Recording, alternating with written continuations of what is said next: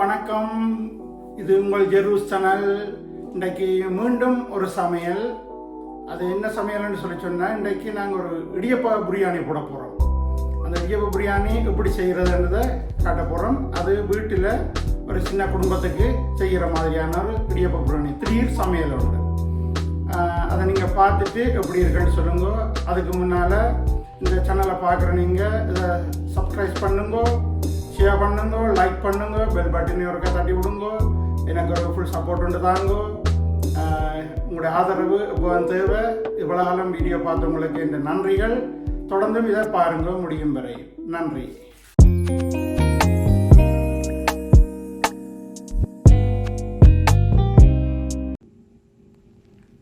நாங்கள் இப்போ இடியப்ப பிரியாணிக்கு என்னென்ன தேவையோ அது எல்லாத்தையும் ஆயத்தப்படுத்தி வச்சிருக்கிறோம். அது என்னென்னு பார்ப்போம். இப்போ முதல்ல இடியப்பத்தை எடுத்து உளுத்தி வச்சிருக்கிறோம் எல்லாத்தையும். இதில் அடுத்ததாக உப்பு வச்சிருக்கிறோம். அடுத்ததாக நல்லெண்ணெய். இது ஸ்ரீலங்காவில் இருந்து கொண்டு வந்த நல்லெண்ணெய். நான் ஸ்ரீலங்கா போன நேரம் அங்கே இருந்து இந்த இடம்னு சொன்னால் போட்டிருக்குது ஆனைக்கோட்டை நல்லெண்ணெய். அந்த ஆனைக்கோட்டையில் போய் அந்த கடையில் நேரடியாக வேண்டின நல்லெண்ணெய். அதை விட இதுக்கு இறைச்சி பொரிச்சு போட்டால் இன்னும் நல்லா இருக்கும். நாங்கள் உரைப்புக்காக இறைச்சி பிரட்டல் ஒன்று வச்சுருக்கிறோம். இறைச்சி பிரட்டலை இதுக்குள்ள சேர்க்க போகிறோம். கொஞ்சம் உரைப்பாக இருக்கும்.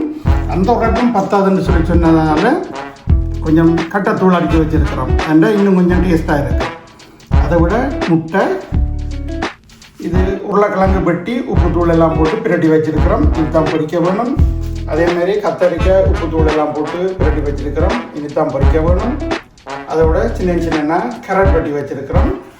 அப்படியே வெங்காயம் வெட்டி வச்சுருக்கிறோம். இவ்வளவு ஆயத்தப்படுத்தி வச்சுருக்கிறோம். இனி இவ்வளத்தையும் பொரிச்செடுத்து பிரட்ட வேணும். அது எப்படி என்றது பார்ப்போம் தொடர்ந்து. இப்போ நாங்கள் பொரிச்சு எடுக்கிறதுக்காக அடுப்பை போட்டு சட்டி சூடாக விட்டுருக்குது. கொஞ்சத்தால் எண்ணெயை விட்டு பொரிப்போம். ஓகே, இப்போ சட்டி சூடாகிட்டுது. கொஞ்சம் நல்லெண்ணெயை விடுவோம் அதுக்குள்ள.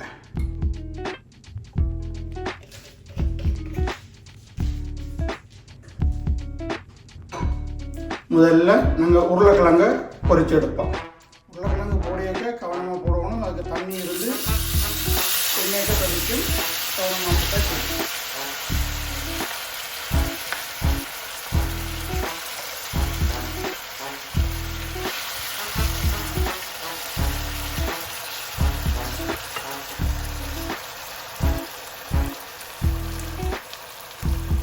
இப்போ கொஞ்ச நேரம் அதை வதங்க விட வேணும். இது ஸ்ரீலங்காவில் வேண்டின ஆனைக்கோட்டை நல்லெண்ணெய் நல்லபடியாக நுரைச்சி கொண்டு வருது. பார்க்கவே நல்லா தான் இருக்குது.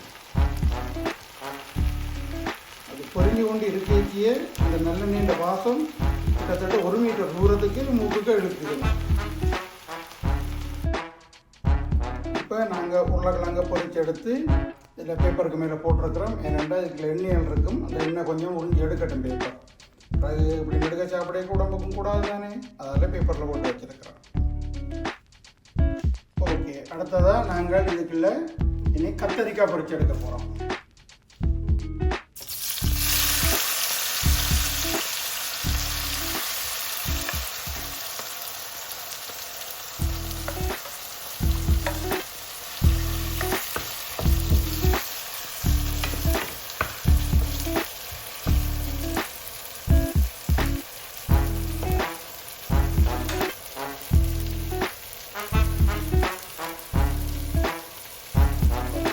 கத்தரிக்காய் பொரிஞ்சு கொண்டு இருக்குது.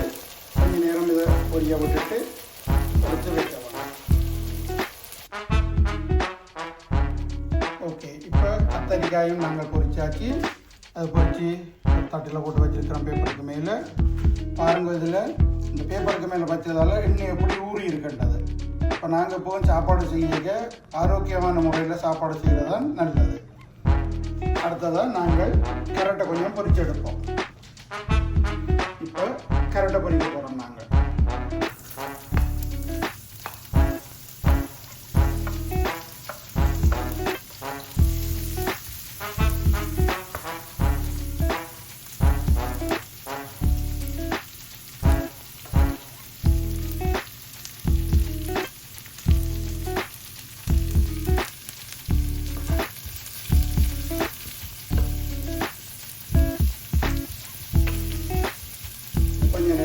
பொரிய விடுவோம் தான். இப்போ நாங்கள் கரட்டையும் பொரிச்செடுத்து வச்சிட்டோம். இப்போ கரட் இருக்குது, இதில் கத்திரிக்காய் பொரிச்சு வச்சுருக்கிறோம், உருளைக்கிழங்கு பொரிச்சு வச்சுருக்கிறோம், மூன்றும் ஆயத்தப்படுத்தி வச்சுருக்கிறோம். அடுத்ததாக சட்டியை சூடாக விட்டுருக்கிறோம். இது சூடாகின உடனே நாங்கள் வெங்காயம் போட்டு தாளித்து எல்லாத்தையும் போட்டு மிக்ஸ் பண்ண போகிறோம். ஓகே, இப்போ சட்டி சூடாகிட்டு உள்ளே கொஞ்சம் எண்ணெய் விட்டாச்சு. இப்போ வெங்காயத்தை போடுவோம்.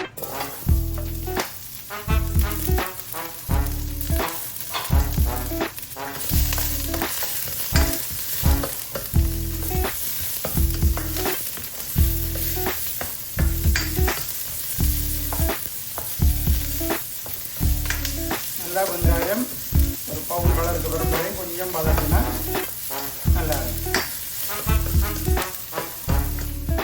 இப்போ வெங்காயம் வதங்கிட்டுது. வதங்கினப்போ கொஞ்சம் கட்டத்தூள் கொஞ்சம் போடுவோம். கொஞ்சம் உரப்ப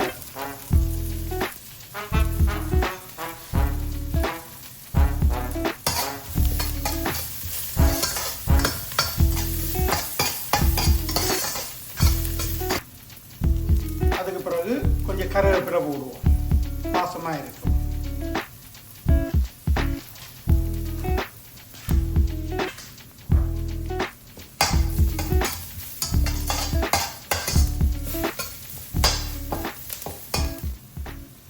அடுத்ததாக கொஞ்சம் முட்டையை போடுவோம். நாங்கள் 2 முட்டை உடைஞ்சி வச்சுருக்கிறோம்.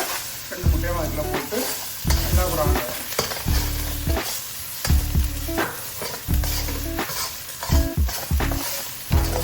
கிட்டத்தட்ட முட்டை வர மாதிரி வேணும். அது வரையும் பிராண்டி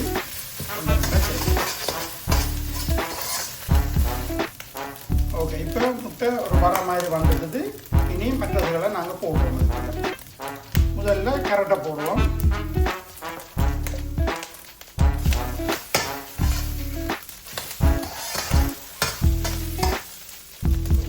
அடுத்ததாக கத்தரிக்காய் போடுவோம்.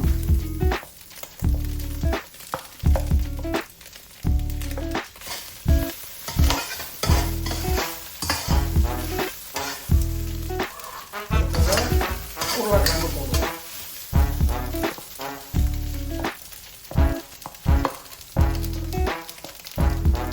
இந்த பேப்பரில் பார்த்தீங்களா அவ்வளவு எண்ணெயை பிடிச்சிருக்குதாண்டு, அப்படியே பேப்பரில் போட்டு வைக்கிறது நல்லது.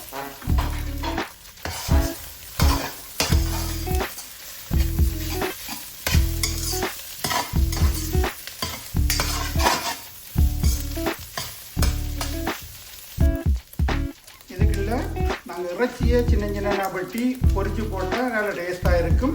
நாங்கள் உரப்பு வேணுமென்றதுக்காக கொஞ்சம் இறைச்சி குழம்ப அதுக்குள்ளே போட்டு சேர்க்க போகிறோம். ஏன்னா கொஞ்சம் உரப்பாக இருக்கும். உரப்பாக சாப்பிட தான் டேஸ்ட்டாக இருக்கும்.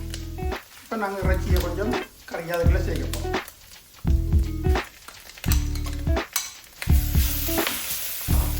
குழந்தை பிள்ளைகளுக்கு சொல்லி சொன்னால் நீங்கள் அப்படி இறைச்சி குழம்பு சேர்க்கறது இல்லை, இறைச்சியை மட்டும் பொரிச்சு போட்டால் ஓகே. நாங்கள் எல்லாரும் நல்லா உரப்பு சாப்பிடுவோம். நாங்கள் வழியாக உரப்பாக கொண்டு குழம்பாக வச்சுருக்கோம். போட்டு நல்ல வடிவாக வெட்டி எடுக்கணும்.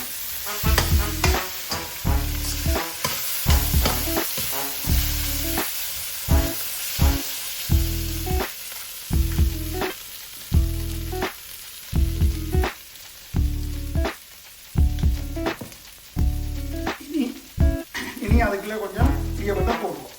உளுத்தி வச்சு இடியப்பத்தை அப்படியே போடுவோம்.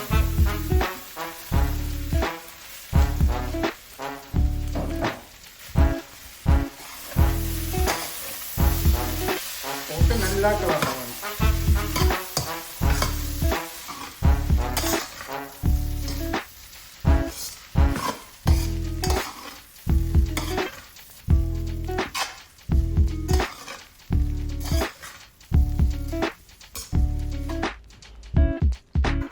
ஓகே, இப்போ இடியப்ப பிரியாணி ரெடி. இதுக்குள்ள கேரட் இருக்குது, கத்தரிக்காய் இருக்குது, உருளைக்கிழங்கு இருக்குது, இறைச்சி இருக்குது, முட்டை இருக்குது, எல்லாம் சேர்த்து கலந்து போட்டு செய்திருக்குது. இப்போ இடியப்ப பிரியாணி ரெடி. இனி இதை சாப்பிட்டு டேஸ்ட் எப்படின்னு தான் பார்க்க வேணும். அதை நாங்கள் சாப்பிட்டு டேஸ்ட்டை பார்க்குறோம். பார்த்துட்டு உங்களுக்கு சொல்கிறோம் எப்படி டேஸ்ட்டு. நீங்கள் அதை பார்த்துட்டு லைக் பண்ணுங்க எங்களுக்கு. இதை மாதிரி நீங்களும் செய்து பாருங்க. செய்து பார்த்துட்டு எப்படி இருக்குன்னு நீங்களும் டேஸ்ட் பண்ணி பார்த்துட்டு இந்த கமெண்ட்ஸில் நீங்கள் எழுதுங்க. எப்படி இருக்குது நாங்கள் சொன்ன மாதிரி செய்தது டேஸ்ட்டாக இருக்கான்னு சொல்லி. ஓகே, இது சாப்பிட்டு பார்ப்போம் இது எப்படி இருக்குன்னு. ஓகே, இப்போ சாப்பாடு கொண்டு வந்து வச்சாச்சு. டேஸ்ட் பண்ணி பார்ப்போம் இது எப்படி இருக்குன்னு சொல்லி.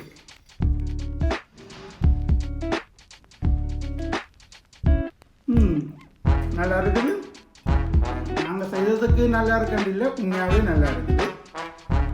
இது மாதிரி நீங்களும் செய்து பாருங்க, நல்லா டேஸ்ட்டாக இருக்குது. இது எப்படி செய்ததுன்னு சொல்லி இப்போ நீங்கள் நேரில் பார்த்துருப்பீங்க. நீங்களும் பார்த்து செய்து சாப்பிட்டுட்டு கமெண்ட்ஸில் எழுதுங்க இது எப்படி இருக்குன்னு. மறக்காமல் ஜெரூஸ் சேனலை சப்ஸ்கிரைப் பண்ணுங்க, ஷேர் பண்ணுங்க, லைக் பண்ணுங்க, பெல் பட்டனை தட்டுங்க. உங்கள் ஆதரவுக்கு மிக்க நன்றி. அதே மாதிரி மற்ற ஆக்களுக்கும் இது சொல்லி எப்படி செய்தான்னு சொல்லி காட்டி கொடுங்க. ஓகே, நன்றி.